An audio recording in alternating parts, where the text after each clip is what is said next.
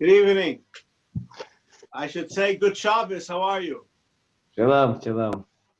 Shalom, shalom. I hope all you are doing well. All right. What could I say? This is not what's called Rava de Rava, the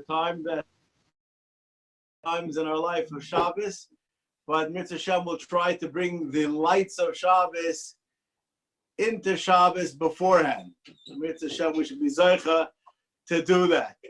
What? No, please inside. It's fine. Well, I don't know. Lev, did you put up that the text of the Mishnah? This is Zeicha Malachta Nasa Yedei Acher. We're going to have the text set up in front of you, hopefully. Lev, are you with us? Yeah. Okay. Fine. All right. We are actually. This is a interesting situation. We ended off in the middle of a Mishnah last week. So last year, and I know that you people didn't sleep a whole year waiting to hear the rest of the Mishnah. So I'll remind you of what Mishnah you didn't hear the end of. The Mishnah, the first part of the Mishnah we're not going to discuss right now. The second part of the Mishnah says as follows. Reb Chanina ben Tradin Omer, Shnaim sheyoshvim ve'em beineim divrei Torah harei zeh moishav leitzim.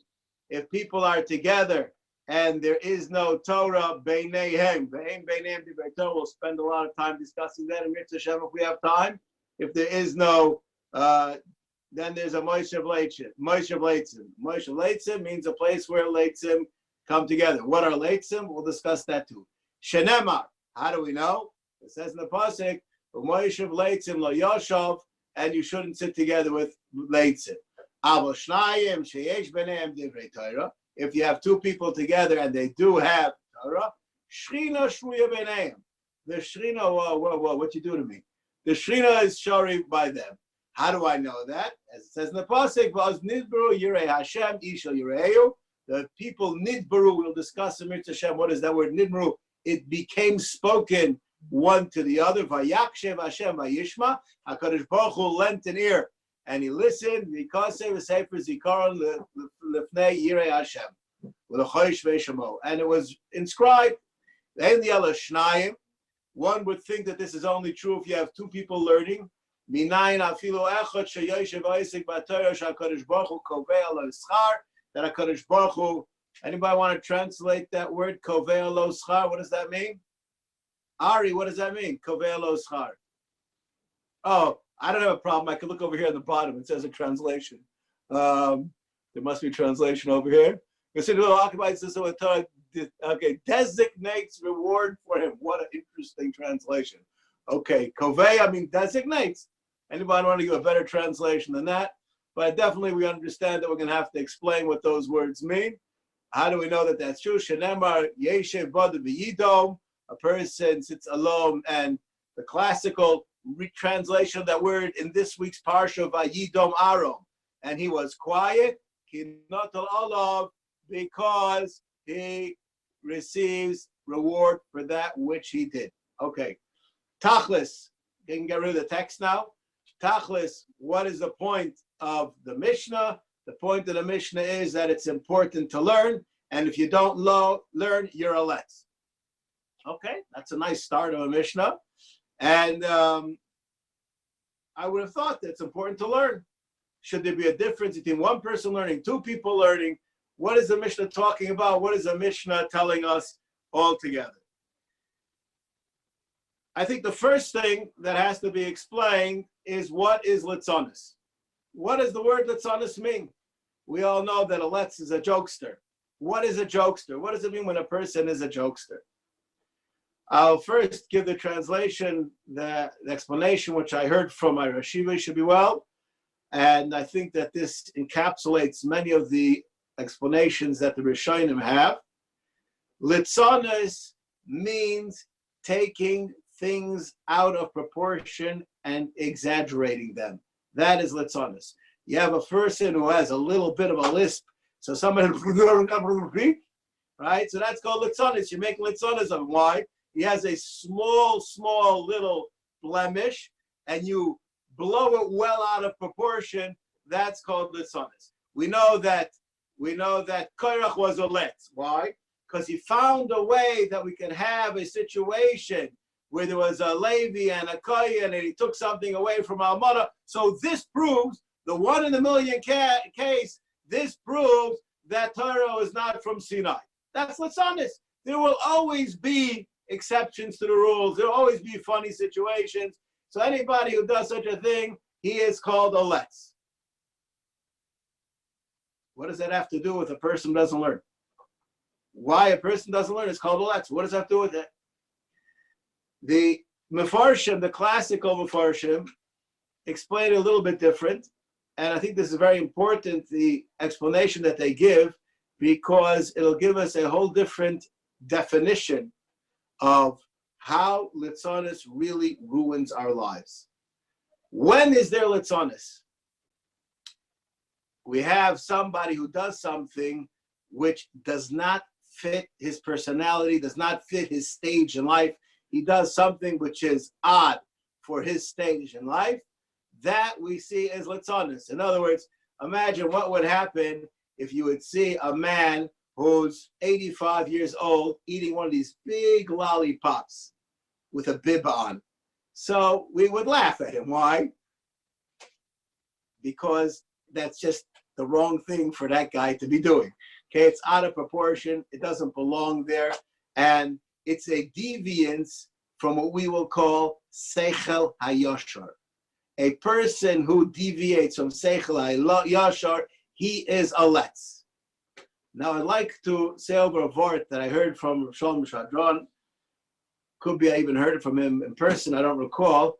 I do apologize. I have said it over, I think, once or twice before, but it deserves to be said over another 5 or 10 times at least this year. So I'm going to repeat it because I think it's really important. Chazal saying, Litzona achas deicha mea techochos. Just one litzonis can destroy 100 techochos. Now, that sounds like a guzma. I can understand, one techocha, one litzonis could knock off 2 techochos, 5 techochos. But let's not get carried away. Says the Shalom Shadron, an unbelievable idea. Says the avodas Hashem that a person has to have, he has to be what's called Yiddish kochadik. He has to be on fire. He has to be excited. And if you're not excited, it's just not really happening. Say you have a big pot of water boiling, and it's bubbling, bubbling, bubbling away. And a person just takes a few drops of cold water and pours it in. That water will be 99 degrees. It'll be scalding hot, but it's not going to bubble. Techacha keeps the person bubbling. Litzana achas just cools it off, just at 1 degree. Then you lost the expression of being a bubbling person in your avodas Hashem. That's what he says. It's a beautiful idea. Litzana achas deicha mea techachas, the 100 temperature ma'alot that you have when your kachadik in your avodas Hashem gets lost with one little bit of litzanis. This is what Rav Shalom says. Now, the deviance from the Seichel HaYashar is highly dangerous. Anything that a person does that makes him do things which are not in the middle of the road, which do not have Seichel to him, he is called an untrusty person, and we will not tolerate anything he says. A person who's a Letz and he says a Svara, how can you trust the Svara? I remember I was in Bochur Yeshiva, and Rabbi Yitzchak asked a kasha, and I gave a teretz, and we had some kind of a discussion. Is it right? Is it wrong? And he looks at me and he says, if you were on Bezdin, would you kill somebody with that svara of yours? How serious do you take yourself? How right do you think you are? What are you willing to put on the line for it? What are you fighting about something if you don't really believe in it? That's a Letz. A Letz is a person who doesn't take things seriously. We have a purpose in life. And if we spend our life doing things that are not that purpose, says Rabbeinu Yoina in our Mishnah, that is Litzonos. Person is here in the world to be Oved Hashem, and he's not doing it. That's Litzonos. And this is like a person who just doesn't take things seriously in life. It's a very, very serious offense, and it's affrontment to being an intelligent human being. That's a very important idea. Not only that, the Gemara tells us that if a person is a letz, he's not going to be from the Makabli Ashchina. He's not going to be from the Makabli Ashchina. It's so important, this idea that a person should be on par. HaKadosh Baruch Hu doesn't want to see you when you are a letz, because you are pashut laughing at your own existence. I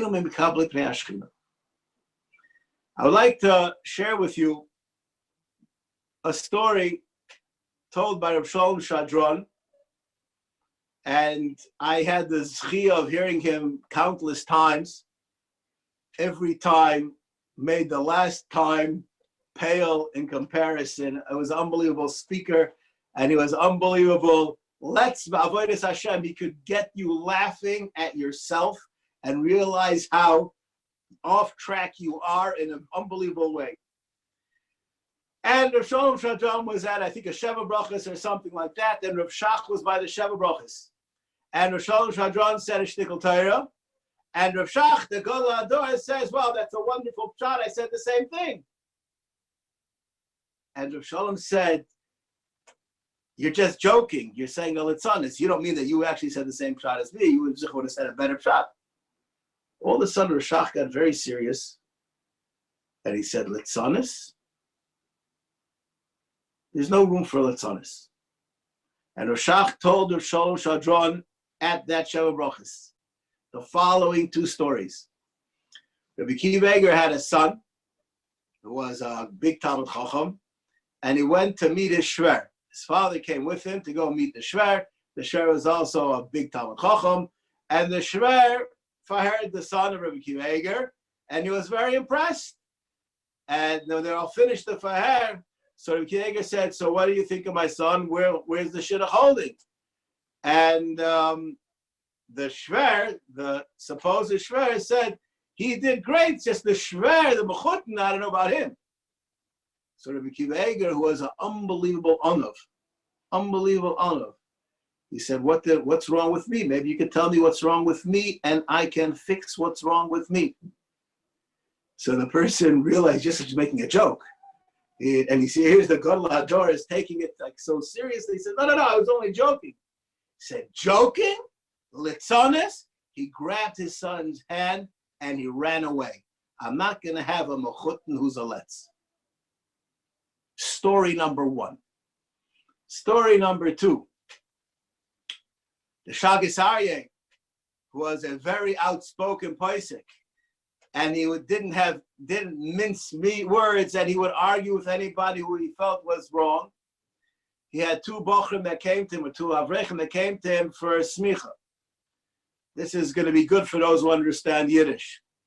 And they both dazzled him. They knew all the answers to all the questions. After they all finished, so the Shagitzai decided he's going to ask him a question to see what kind of imagination that you have. Sometimes to be a Rav, you have to have imagination. You have to put things together and figure things out and draw from all kinds of strange places to come with a solution. I'll just give you an example of that. The Beis Halevi was giving someone a faher on Yeridea, and in the middle, a distraught lady came in. She says, Rebbe, I have a shaila. I was cutting off all the chicken's feet after they were shachted. They used to put them into the soup. Those who are over in the corona danger zone probably remember eating chicken feet. But those who are not in the danger zone of corona don't remember that delicacy. Mr. Beer, why are you smiling? Anyways, so the bottom line was, the halacha is really that it's all usser. And the Beis Halevi looks at this, as Rav Moshe Halberstam used to call me, the Erev Rav, the guy who's going to become a Rav. He says, no, what are you paskin? And he says, they're all usser. I said, 50% of them are kosher. 50%? How could 50% be kosher? So he said, you said you cut off one of the legs of the chicken that's Avram and Achai. Bring me the chicken. They cut off the leg. So they brought in the chicken, they cut off the leg, and they saw they cut off the left foot. That means out of this pile of feet, all of the right feet are kosher. I don't know if you know that your left foot and your right foot, the toe is in a different place. Chickens have the same distinction. I know you probably never thought about that, but it has to be. Renan, you don't get what I'm talking about? If there's a right foot and a left foot, and you know that which one was cut off, you know the 50% of the other feet are all kosher. Anyway. I don't understand the question. What? I don't understand the question. The question was that there was a tray for foot inside the pile of many feet. So how do you know which one is the kosher one? So you have to use your imagination. You have to think what's called out of the box. It's very difficult for me right now to think out of the box because all I see is boxes. Anyways, the continuation of the story was, so the Shagasari asked these two guys, he said, tell me something. You have an egg to eat and you have some mashke. You want to make with them a l'chayin after they finished their faher for smicha. So what do you make a bracha on? Do you make a bracha on the egg or do you make a bracha on the mashke? So this is a question which it doesn't say the answer anywhere in Mishnah Beis, middle of Mishnah Beis, Perek Gimel. Anyways, someone just came on. So I will just mention there was a machlokes or Bar Leib Shteiman and somebody else about this kind of a question. There's a halacha, a person has to make a bracha. A person should make a bracha on a shalem. The question is if you have a full cup, if that has a din of a shalem or not. And there was a correspondence with Bar Leib about this question. But anyways, the Shagis Aryeh, different Aryeh, the Shagis Aryeh asked these two guys, so what one do you make a bracha on? So one of the guys said, oh, very simple, you make a bracha on the egg. So Shagis Aryeh said, how do you know? So he said, it's a mefurish pasuk, va'ai mikedem. In Yiddish, an egg is called an egg. It's called I, va'ai mikedem. The I comes first. So the Shagis Aryeh said, you don't deserve to become a Rav. And he wouldn't give him smicha. This is how serious the idea of making a joke is in the wrong time with the wrong person. But that's just some idea of how serious an infraction we're talking about when you're talking about this idea. All right. Okay. Now, the Chazal tell us, this is said in many places, this idea, a very important idea, that every place has a hashpah of Kedusha on it. I've said this over many times. The Shla Kodesh writes when a person builds a home, he has to have a room dedicated for Kedusha. I will mention that in these days of Corona, I spoke to somebody in Chutz La'aretz, and that person in Chutz La'aretz was sure that this is a ofting that Mashiach is going to be coming out of this Corona, Mitzvah Shem Sheyavo B'Meira. And the person said to me, it seems to me the reason why we all have to be in Bidud is because my children are home from yeshiva and they sit and they learn in my house and they daven in my house. And Vadai, the Kedusha which they're infusing in my house, will make it so that my house will be zeicha to be lifted up and be brought to Eretz Yisrael. Without that limud haTorah, without that tefillah in our homes that we are putting in right now today, we are uplifting our homes that they should be able to be closer to Mashiach and Mitzvah Shem when Mashiach comes. But this we know, the idea that any place that has a indentation and expression of Kedusha from beforehand is more susceptible to Kedusha. Not only that, my grandfather, Olav Shalom, he explained that Akaveh Makom L'Tfilos Pirkei Avos Be'ezroi. I don't know this whole explanation, but he explained just like Rabbi Akiva said, a drop after drop after drop to make a hole in a stone. So when a person davens and davens in the same place, that place becomes kodesh. I heard a story many years ago from a chavrusa of mine, and I met this chavrusa of mine in Mat making this year, And he reminded me who he heard the story from.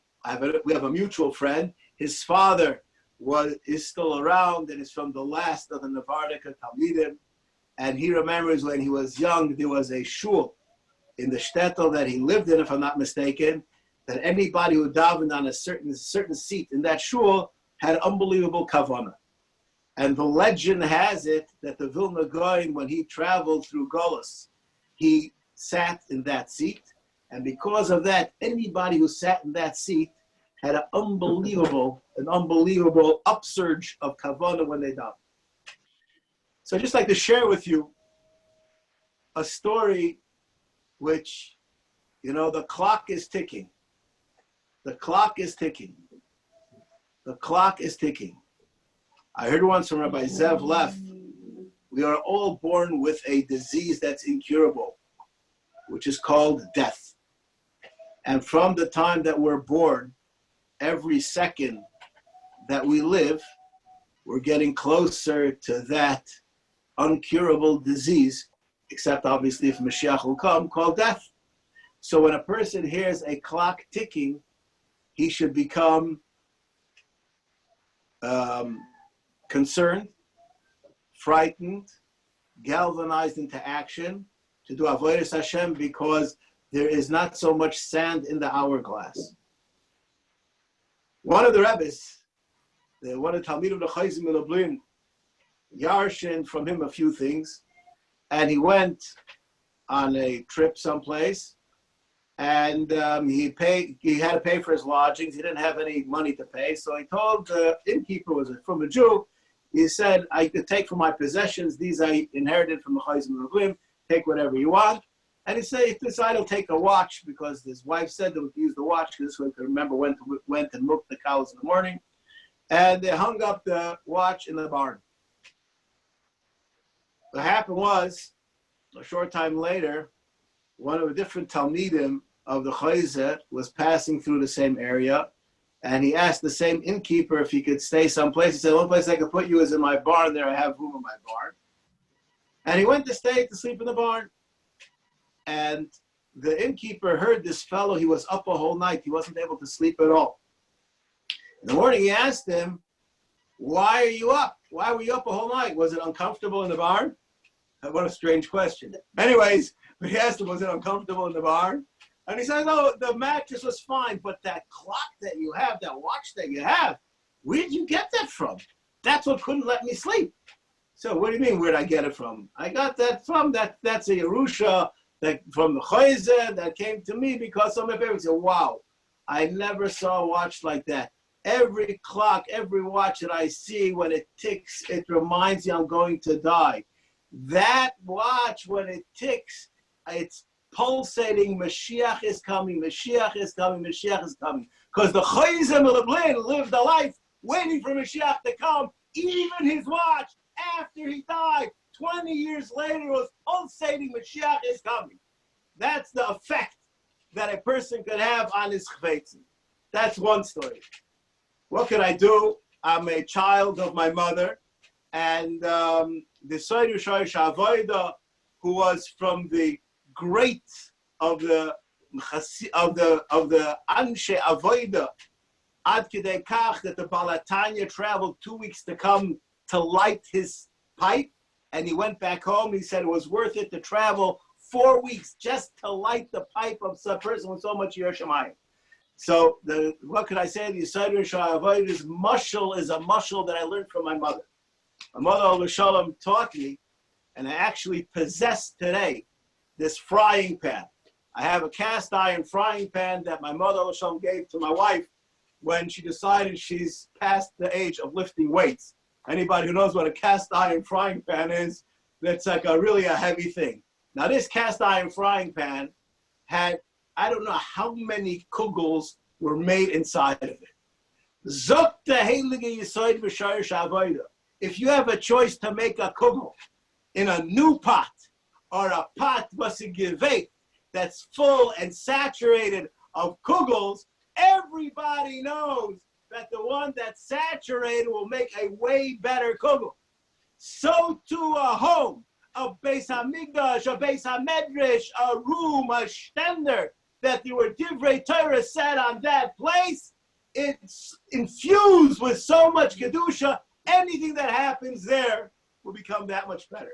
So this is just a mashal for my mother that is unbelievably important. Anyways, I will just end off with a story from my Rosh Yeshiva. My Rosh Yeshiva, this part, we want to get to the Mishnah. My Rosh Yeshiva told me he moved to Yerushalayim, and about 2 years after he was here, he was back in Monsey, and he went to visit the Skver Rebbe. His father was highly instrumental in establishing Square Town, and he went to the Alta Skver Rebbe.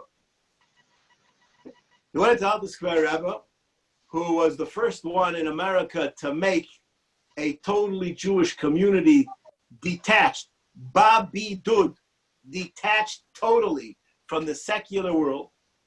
And when Rosh Yeshiva came in, he said to him, so tell me, what's the difference where you sit in Yerushalayim with only Fruma Yidden, and I sit in Square with only Fruma Yidden? What's the big difference? And Rosh Yeshiva said, I had enough seichel not to answer the question. And I waited. And Alta Square Rebbe said, you sit in Yerushalayim and you think about who was there 50 years ago, Rabbi Yosef Chaim Sonnenfeld, 100 years ago, the Mariel Diskin, 200 years ago, Talmidei Agro, Talmidei Baal Shem Tov, 700 years ago, Rishonim, and so on and so forth. When I sit here in Square Town and I think about who was here 50 years ago, I shudder. We live in Eretz Yisrael. We live in a place infused with Kedusha. We have an opportunity to use that pot that's saturated. Unfortunately, we don't have our shul. We only have our homes. Baruch Hashem, we have that. We have homes, we have svarim, we have a table that we learn on, a table that we daven on, a table that we eat through the Shabbos and Yom Tov on, is infused with Kedusha. There were Gedolei Yisrael that were buried with their stender because of the Kedusha that it had. Anyways, so there's a aspect that the Meforshim tell us. If a person comes to learn, and it's together with another Talmud Chacham, Ve'em beineihem divrei Torah, the reason why must be because there was a Letz who was here in this place. And that Letz that was here in this place contaminated the place to the point that it becomes satum. It becomes totally locked down, locked in, and one cannot perform mitzvahs there properly. A person is obligated, if he comes to such a place, to try to release, be matir asurim, and get out of there and make kedusha in that place. All right. The interesting thing at the end of the Mishnah tells us that even if a person learns by himself, HaKadosh Baruch Hu gives him schar. Listen to those words. Even if a person learns by himself, HaKadosh Baruch Hu gives him schar. Did you see any schar in the beginning of the Reisha? All it said was if two people learn together, HaKadosh Baruch Hu Shechina B'neihem. Where's the schar? The answer is, that's the schar. You have HaKadosh Baruch Hu, you're mamish, you're sitting, you're learning with HaKadosh Baruch Hu, basking in the Shechina, and you want to know where your schar is? That's the unbelievable schar. We don't need any more schar. It's muvan me'elav. Now, I would like to make a statement over here, and I hope that it's not taken out of context. My father should be well. He should have a refuah shlema. He taught me from the time that I was a young boy. So what can I say? I'm prejudiced. I think my father's a super person. But a lot of times he used to send me to the store. I was already a yeshiva bacher, and I would always make sure to come back and give him the change. And he would say, keep the change in your pocket. Keep the change in your pocket. You have to have change in your pocket. So what do you change in my pocket for? So he says, you never know. Keep the change. Don't give me back the change. Okay. So that lesson wasn't so hard to learn. It wasn't so difficult for me to learn to keep the change in my pocket. Now, one time my father said, okay, I need somebody to say a shiur in shul, so go and say a shiur in shul. So I said, well, I'm not prepared. She said, what do you mean not prepared? You're a yeshiva bacher. You don't have any change in your pocket? Don't you know there may be a situation that's going to happen that you're going to have to say in Dvar Torah? How could you walk around without a word to say, something to say in Torah? Just like you have to have emergency change in your pocket, you have to have emergency Dvar Torah in your pocket. How could you be penniless of your ruchnius? So the Mefarshim tell us that a person has to be in a situation that even you have to meet somebody, you have a business deal, you have to speak to somebody about something. How could it be that you can have a whole conversation, a whole meeting with a person and not start with the Dvar Torah, not end with the Dvar Torah? Isn't it important to you, your Torah? Just take a look at all those grandmothers that walk around. It can't be that they meet somebody and they don't pull out their wallet and show them their picture. I know nowadays they don't pull out the wallet. That's archaic. You know, that's for the people who squint with one eye when they look in the camera. Now people pull out other items in order to show people their grandchildren. But the bottom line is, if you're excited about your grandchildren, you show them off to other people. You don't have any Torah that excited you in the last 3 days that you can share with somebody else. You meet somebody in Ramat Beit Shemesh, you have nothing in common with him in Torah to share with him. How could it be that there are two people, even if they didn't come to the Beis Medrash to learn together, she'ein beineihem divrei Torah, that there isn't a place for some kind of art? So this is an idea which is important. You have to meet somebody, you have to do something with somebody. Epes haYiddish art. Mr. Birk, you translate that for me into English. I don't know, but somehow or another, if you could wear a yarmulke, if you could have tzitzis, so you could also say something on the parsha, you should say some kind of change you should have in your pocket. It's an important idea. That's a terrible thing. That is a litzonis. And according to some, the reason why it's called a litzonis is because what it's saying is that, why don't I share with you my divrei Torah? The reason I don't share with you my divrei Torah is because I don't think you're worth my time. I'm not really concerned about you. If I would think that you were important, or I would think that my Torah is important, I would make sure to share with somebody else. There's something lacking in matat boded. I don't think people need an explanation what that word boded means. But if a person is a boded, and that's a lack of understanding, and I'd just like to mention, the Mishnah is very stark. And it goes from either very good, Shechina Beineihem, or Litzonis. What about if you're sitting there and saying nothing? Chazon Ish says sitting there and saying nothing is also Litzonis. A person is obligated to be actively involved in spreading and learning Torah with other people. All right, we're running out of time. I just would like to go to the end of the Mishnah, because the end of the Mishnah, I don't want this Mishnah to take 3 weeks or 3 years. I'm not sure what it's going to take over here. But anyways, the end of the Mishnah is needs great amount of explanation. It says, even if a person learns by himself, HaKadosh Baruch Hu is kavol schar. HaKadosh Baruch Hu, here we go, thank you very much. Well, you went too far. The last line. Now I'd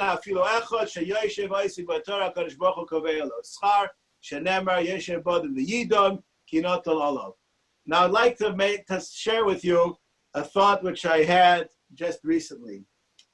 For some reason, what I call old timers are always talking to themselves. They think out loud, they talk out loud, even when there's nobody there. And young people, they just, only when they're speaking to somebody do they raise their voice. Why is it that older people do that?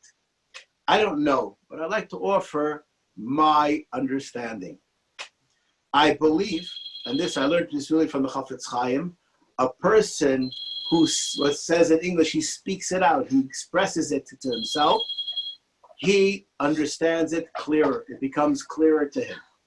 And therefore a person has to realize that a person has to be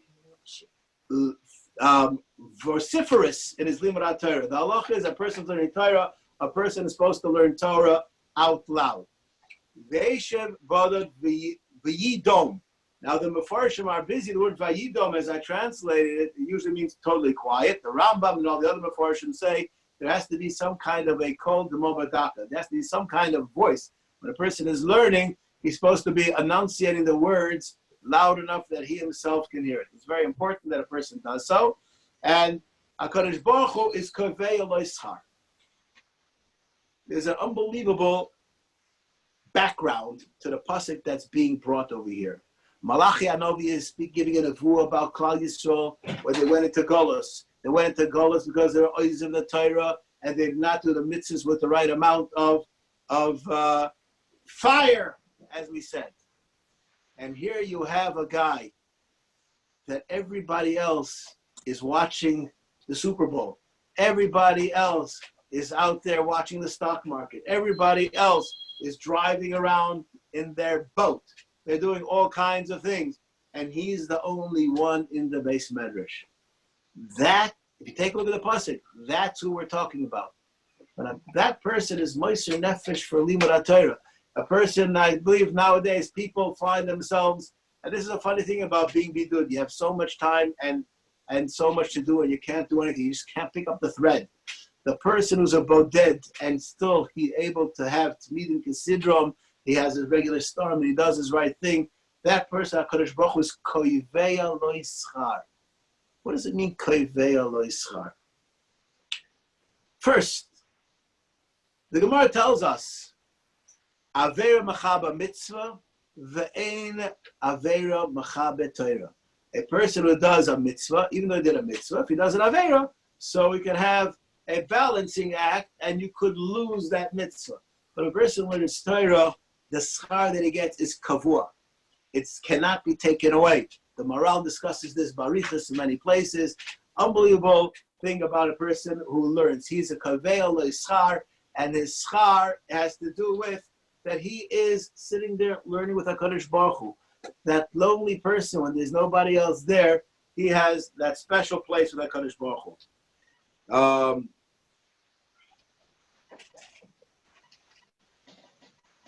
Okay. It's an interesting idea.